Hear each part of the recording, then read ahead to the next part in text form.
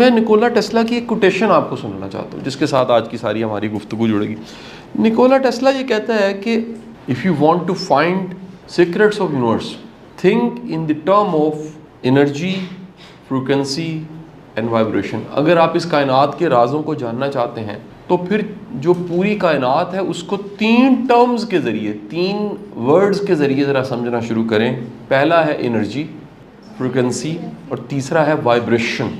अच्छा, अब ये इतनी बड़ी कोटेशन है कि इस पूरी कोटेशन पे एक पूरा थीसिस खड़ा हो जाता है कि अगर हम अपनी पूरी लाइफ को देखें, हम कहते हैं कोई चीज़ स्टैटिक है और कोई चीज़ मूव कर रही है, लेकिन एक्चुअली जो स्टैटिक है उसके एटम्स भी क्या कर रहे हैं, वो भी मूव कर रहे हैं।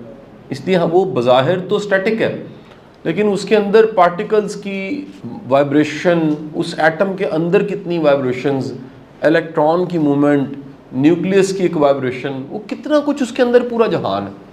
तो वो कहता है पूरी लाइफ को अगर आप देखना शुरू करें तो आप लाइफ के सीक्रेट को, कायनात के सीक्रेट्स को समझने के लिए देखें कि ये फ्रिक्वेंसी है, ये एनर्जी है और ये वाइब्रेशन है। अच्छा, अब इस बात को मैं यहाँ रोक देता हूँ। एक मैं आपके साथ ना इस कायनात का, नेचर का एक लॉ डिस्कस करता हूँ जिससे मज़ीद आसान हो जाएगा। Know about the law of cause and effect. ये बेसिकली कॉज एंड इफेक्ट का लॉ क्या है? Everything happening for a reason. Cause and effect को समझना बहुत ज़रूरी है। आपकी आम जिंदगी में आपकी क्वालिटी ऑफ लाइफ इससे बड़ी इंप्रूव हो सकती है। एवरीथिंग हैपनिंग, जो भी कुछ हो रहा है उसके पीछे कोई ना कोई रीज़न है। अच्छा, ये साइंस पे तो इतलाक होता ही होता है, ये लाइफ पे भी इतलाक होता है। ज़िंदगी में बड़ी चीज़ें ऐसी हैं जो आपको समझ नहीं आ रही, आप कह रहे हैं यार ये मेरे साथ क्यों हो रहा है, लेकिन किसी वक्त में जाके आपको समझ आता है कि इसके पीछे भी कोई कॉज थी, इस इफेक्ट के पीछे भी कोई वजह थी। ठीक है, इसको अब आपने नाम दिए मज़हब, दीन आपको मसलहत की टर्म दे देता है, लेकिन हर चीज़ के पीछे कोई ना कोई वजह है और वो वक्त के साथ साथ खुलती है। ठीक है, हर चीज़ के पीछे कोई कॉज है। इसे उर्दू में इल्लत और मालूल का कानून भी कहते हैं, इल्लत मालूल। ठीक है जी, कि हर जो है ना जी, वो चीज़ जो हो रही है उसके पीछे कोई कॉज है, उसके पीछे कोई वजह है जो उसको पैदा कर रही है। ठीक है जी, मैं आपको छोटी सी इसकी मिसाल देता हूँ। परसों ना एक चैरिटी रेजिंग का इवेंट था जिसमें मैं भी मौजूद था। लाहौर की सारी इंटेलिजेंसिया ब्रेन्स मौजूद थे, लिखने पढ़ने बोलने वाले, मेरी भी उसमें तकरीर थी। तो वो सारे इनकरेज कर रहे थे कि जी हमें ये हार्ट की सर्जरी का हॉस्पिटल है, हमें पैसे देने चाहिए।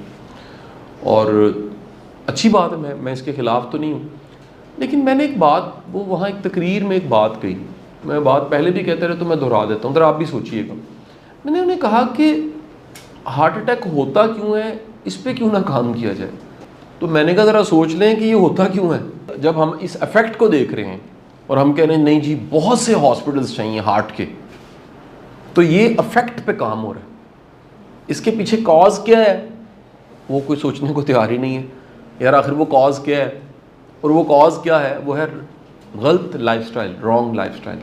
हम लोगों ने जो ज़िंदगी गुजारने का ढंग अपनाया, उस ढंग अपनाने से क्या हुआ है, हम बीमार होने लग पड़े। अगला पॉइंट है, मैं उस सिर्फ law of cause and effect को डिस्कस करूँ एक मिसाल के ज़रिए।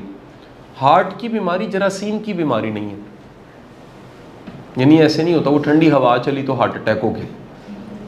हाँ, आप पहले से हार्ट की बीमारी और कोई बीमारी आई है तो वो उसको सपोर्ट कर देगा, वो बीमारी सपोर्ट करेगी, लेकिन हार्ट की बीमारी क्या है, लाइफस्टाइल की बीमारी है।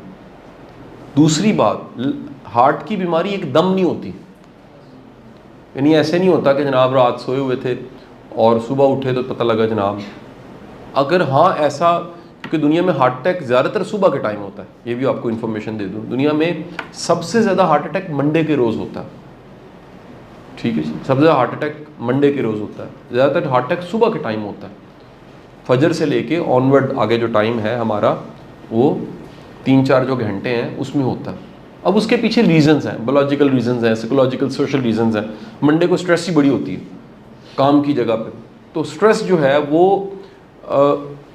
हार्ट अटैक जो कि तैयार हुआ एक बंदा है जिसको हार्ट अटैक होना है, उसके लिए वो सपोर्ट कर देती है कि हो जाए। मंडे को कोई स्ट्रेस होती है, अब वो जो हो जाए वो 1 डे में नहीं हो रहा, उस पर लग रहा है एक इफेक्ट जिसको नाम देते हैं कंपाउंड इफेक्ट। क्या वर्ड है? कंपाउंड कहते हैं इकट्ठा होना, ऐसे ही है ना जी? ठीक है जी। कंपाउंड होता है, मजमुआ को भी कहते हैं, इकट्ठा होने को भी कहते हैं, और सादा जुबान में कहूँ तो कमेटी है। क्या किसी ने डाली थी, कमेटी डाली और आखिरकार वो निकल आई, इकट्ठे होते होते होते निकल आई। हार्ट अटैक बेसिकली वो कमेटी है जो किसी ने डाली और फिर आखिरकार वो निकली। वो कमेटी कैसे डाली? बर्गर खा खा के, बेटाइमा खाना खा खा के, खाने की भूख नहीं भी है तो खाना खा खा के, बगैर काम किए हुए खाना खा के, भूख यानी कि काम भी नहीं कर रहे और खाना भी खा रहे हैं। फिर उसके बाद फास्ट फूड, जो कि दुनिया में डिक्लेयर्ड है कि बहुत को अच्छी डाइट नहीं है। एक सी कैटेगरी डाइट है, A category diet, B category, C category diet है। इन डाइट में भी वो जो है डाइट, वो कोई अच्छी डाइट नहीं है। बेकरी आइटम्स आपने ज़रा नोट किया, कुछ सालों में बहुत तेज़ी के साथ मेडिकल स्टोर्स बढ़ गए, जगह जगह मेडिकल स्टोर। यानी जाइए ये मेन बुलेवार्ड जो हमारी इकबाल टाउन की है, इधर दुकान, इधर मेडिकल स्टोर, इधर मेडिकल। तो साथ ही एक और चीज़ भी बढ़ी है, वो है बेकरीज। कभी होती नहीं थी, यकीन करें, पूरे पूरे टाउन में एक बेकरी होती थी। ठीक है, यहाँ बेकरी भी नहीं थी, दुकान पे परचून की दुकान पे एक डबल रोटी आप बनीस की या किसी भी सिटी ब्रेड या कोई आप ले लेते थे। बेकरीज पूरी पूरी खड़ी हो गई, ठीक है जी, जिसमें बारी नहीं आ रही, लाइनें लगी हुई हैं, केक खा रहे हैं आप, ठीक है जी, वहाँ से फिर स्वीट्स खा रहे हैं आप। फिर आप नोट कीजिए, इतनी सॉफ्ट ड्रिंक नहीं पी जाती थी। सॉफ्ट ड्रिंक जिसमें एक ग्लास में पता नहीं कितने चम्मच चीनी के हैं, 8 हैं, 6 हैं। अब एक 6 चम्मच चीनी की किसी प्लेट में डाल के देखिए और सोचिए कि एक ग्लास जो आपने पिया है उसमें 6 चम्मच चीनी के आपके अंदर चले गए हैं। Wrong lifestyle. हमारे सोने के टाइम जो है वो चेंज हो गए हैं। हम रात को देर तक जागते हैं और सुबह फिर सोए रहते हैं। हालांकि जो नेचुरल बॉडी क्लॉक है वो रात अच्छा काम शुरू करती है 10 बजे से रात 2 बजे तक। उसमें लीवर को भी उसने सेट करना है, उसने कि खुलिये को भी बेहतर करना है, उसने बॉडी को भी नॉर्मल करना है, डीप स्लीप भी होनी है। वो उसकी नेचुरल नींद रात जल्दी शुरू होके 2-3 बजे तक एक्चुअल नींद आपकी होती है। हम सोई 2 बजे रहे, आपकी मार्केट से लेट खुलती हैं। मैं कराची चला गया 12 बजे 1 बजे किसी मार्केट में, पूरी मार्केट बंद दिन में। मैंने कहा जी क्यों? कहते रात 2 बजे बंद होती, 3 बजे मार्केट। तो सनलाइट यूज़ नहीं कर रहे, सूरज की रोशनी जो कि सोना है, ठीक है जी। फिर क्या है, जो लोग चले उठ भी रहे हैं, कहा जाता है सेकेंड वर्ल्ड वॉर से पहले दुनिया की एक बड़ी आबादी दोपहर को कैलूला करती थी। बड़ी आबादी दुनिया की, जो कि सुन्नत रसूल भी है। दुनिया से इंडस्ट्रियलाइजेशन आई, इंसान को निचोड़ने का अमल शुरू हुआ। काम लो, निचोड़ के काम लो। कॉफ़ी थोड़ी थी, कॉफ़ी शॉप्स आना शुरू हुई कि कोई ऐसी चीज़ चाबक जो जगाए आपको। चाय पी लो, चाय पे चाय का कप, ये आपके बड़ों ने नहीं पिया। आज से सिर्फ 70-80 साल पहले चाय थी नहीं इंडो पाक में, ये मिल्क टी नहीं थी, कावा कुआ चल जाता था। चाय तो थी कोई नहीं, मुफ्त बांटनी शुरू की ताकि मार्केट बने उसकी। इंतहाई नुकसानदेह चीज़, लेकिन हमारी लाइफस्टाइल में शामिल हो चुकी है। खाने के बाद चाय हो जाए जी, ज़रा एक और कप चाय पी लें जी, ठीक है। चाय सानू चाह भी नहीं पूछी है कि नहीं है ना, इस तरह के जुमले पंजाबी में कहते हैं। गौर किया आपने? ये ओवरऑल मैं क्या डिस्कस कर रहा हूँ। फिर उसके बाद इंसान के लिए एक बहुत बड़ा सोर्स उसके सुकून का रिश्ते थे। कंबाइंड फैमिली सिस्टम, ठीक है जी। सनलाइट के साथ हम रात को छत पे 4 पहिए डाल के और सहन में सोने वाली कौम एसी में चली गई, ठीक है जी। 3-3 एसी यहाँ चल रहे हैं। एक बेहतरीन 5 स्टार होटल का माहौल यहाँ हमने बनाया हुआ ताकि आपको पसीना ना आए, ठीक है जी। वो पसीना कितनी बड़ी नेमत है, उसको निकालने के लिए गोरा पूरे का पूरा यूरोप जो है वो गर्मियों में स्पेशली आ जाता है, गल्फ़ में और मुख्तलिफ़ जगह पे। मिस्र गया, वहाँ देखा साहिल भरे पड़े हैं सिर्फ धूप लेने के लिए, तरस रहे हैं कि धूप मिल जाए हमें मिलती है, हम कहते हैं नहीं बच के रहना है इससे, विटामिन डी अपनी प्रोड्यूस नहीं करनी। हाँ, फैक्ट्री से बनी विटामिन डी खानी है, जो अल्लाह ने फैक्ट्री लगाई है उससे फ़ायदा नहीं उठाना, ठीक है जी। अब मैं बताना चाह रहा हूँ ये सारा कुछ होते होते होते शुगर का इस्तेमाल हमारा ज़्यादा जी, मैं आपको पहले वाज़े कर दूँ, एज नेशन हम दुनिया की उस बदकिस्मत तरीन कौमों में से हैं जहाँ पर हर तीसरा बंदा चौथा बंदा शुगर का मरीज़ है या शुगर होने वाली है उसको।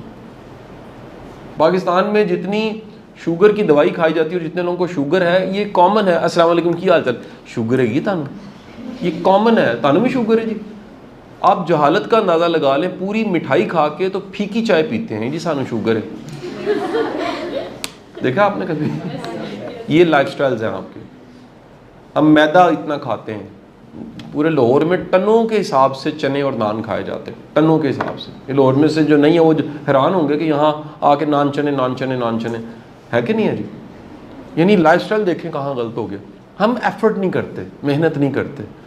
यानी इधर पिछले दिन शायद क्लास थी कोई जिसमें कहा जी हमें वेट करना पड़ता है बस का। सर हम पैदल चलते थे, कल की बातें, हमें तो कोई प्रॉब्लम नहीं थी, हम कहते थे ठीक है इट्स अ लाइफस्टाइल। आज कोई पैदल चलने को तैयार नहीं है, हर चीज़ हम कहते हैं कि जनाब प्लेट में आ जाए, हमें कोई एफर्ट ना करनी पड़े। अब मुझे बताएं ये पूरी की पूरा जो मैंने सारा डिस्कस किया है, अगर इस अंदाज से कुछ चल रहा है तो एक कॉज बन रही है, उसका एक अफेक्ट है जिसका नाम क्या है, हार्ट अटैक। अब ये इस सारे लाइफस्टाइल से आपकी वेसल्स वेन्स जो हैं वो भी क्या हो रही हैं, हार्ड, ठीक है जी, उनमें भी कुछ जम रहा है, वो भी तंग हो रही हैं और हार्ट को बड़ी ज़ोर से पंपिंग करनी पड़ी है। वो वेन्स जो हार्ट के करीब हैं वो ब्लॉक हो जाएंगी, ठीक है जी। फिर कोई स्ट्रेस आएगी, कोई चैलेंज आएगा, कुछ सीढ़ियाँ चढ़नी पड़ेंगी, कोई एफर्ट करनी पड़ेगी, तो हार्ट और वेन्स उसके लिए तैयार ही नहीं है। और आखिरकार क्या होगा जी, compound effect, cause and effect. Cause क्या थी, वो पूरा एक गलत लाइफस्टाइल जिसके नतीजे में हार्ट अटैक हो गया। मैंने सिर्फ ये समझाना मकसूद था यहाँ पर कि बड़ी चीज़ों के पीछे कोई एक दिन नहीं होता।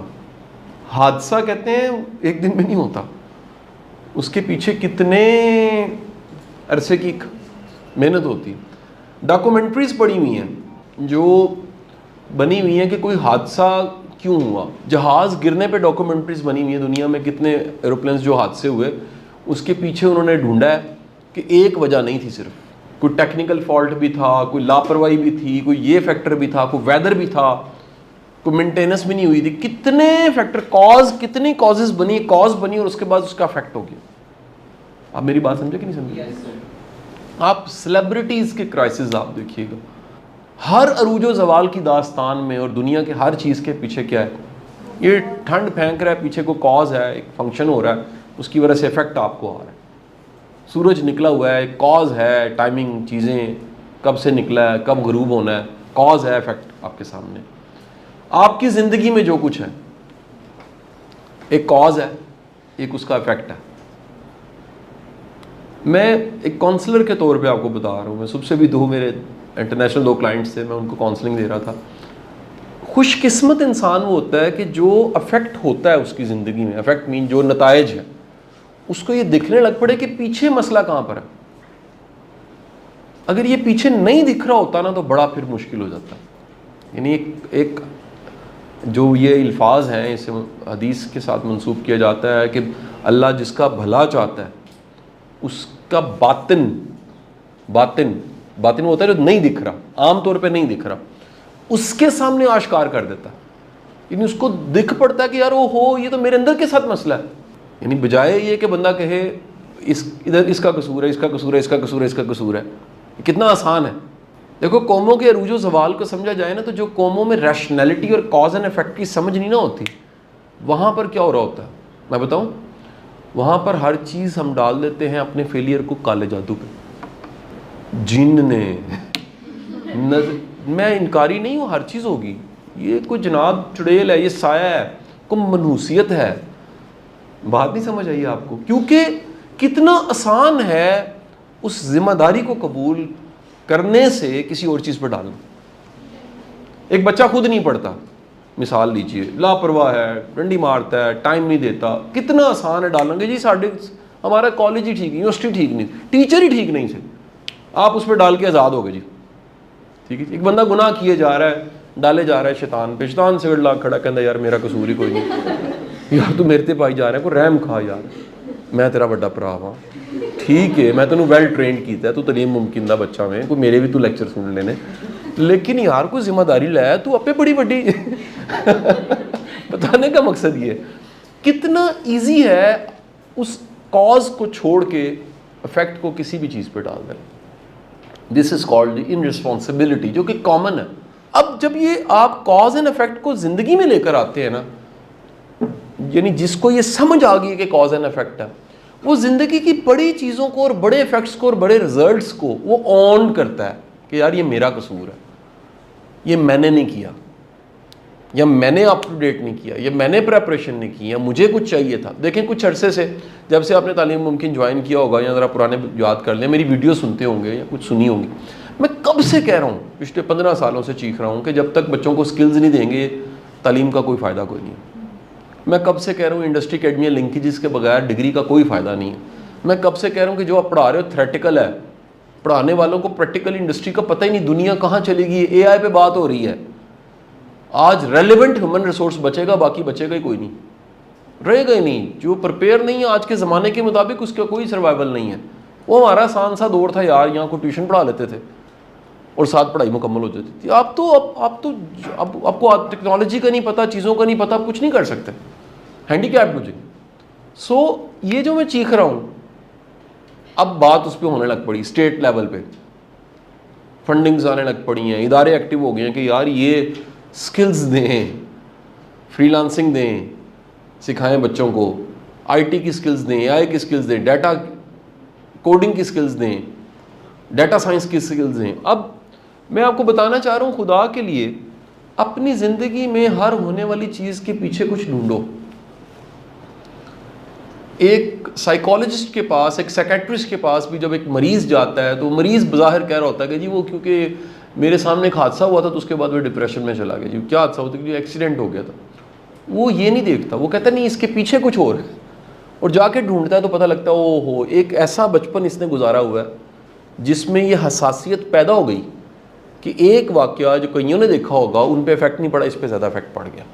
कॉज एंड इफेक्ट समझ आई कि नहीं आई जी? हमने कहा जी रोड ही ख़राब थी इसलिए टायर हमारा फट गया, लेकिन ये देखा ही नहीं कि उस रोड पे टायर का फटना एक इफेक्ट है, लेकिन जो हम कई सालों से टायर चेंज ही नहीं करवा रहे थे, रिकमेंडेड था कि 2 साल बाद चेंज करवाते, वो इतना वीक हो चुका था, इतना घिस चुका था कि आखिर उसे एक हादसा चाहिए था। देखें बीमार जो वजूद होता है ना, ये इंसान बीमार होता है तो मौसम की तब्दीली भी मार सकती है उसको। अब वो वजूद बीमार है, मौसम की तब्दीली तो है ही है ना, इस कायनात में तब्दीली को तो तुम माइनस नहीं कर सकते, ये कर सकते हो। यानी इस कायनात में इकबाल जैसा बड़ा मुफक्कर कहता है there is only one thing is constant is change, the one thing is constant. जो एक चीज़ जो मुस्तकिल है वो क्या है? तब्दीली। और आप कहें क्योंकि जी तब्दीली है तो मैंने तो चेंज नहीं होना, जो नहीं होगा चेंज वो एग्जिस्ट नहीं करेगा, वो सर्वाइव नहीं कर सकता, वो नहीं आगे बढ़ सकता। सो आप कहो जी नहीं मैंने तो बदलना नहीं अपने आप को, ना बदलो, कोई मसला नहीं है, हालात आपको गिरा देंगे, आप एग्जिस्ट नहीं करोगे। आने वाले वक्त में अडाप्टेबिलिटी, चेंज लवर, चेंज के साथ अपने आप को बदलने वाले, अपग्रेड करने वाले, ऑर्डिनरी से एक्स्ट्राऑर्डिनरी बनने वाले, रेलिवेंट होने वाले लोग सर्वाइव करेंगे। सिर्फ बात समझे कि नहीं समझे? सो मेरी आपसे गुजारिश ये है, ये मैंने सिर्फ उसमें से कॉज एंड इफेक्ट को थोड़ा सा वो किया है, झाड़ा पूंजा और आपके सामने रखा है। Is okay? आगे चले?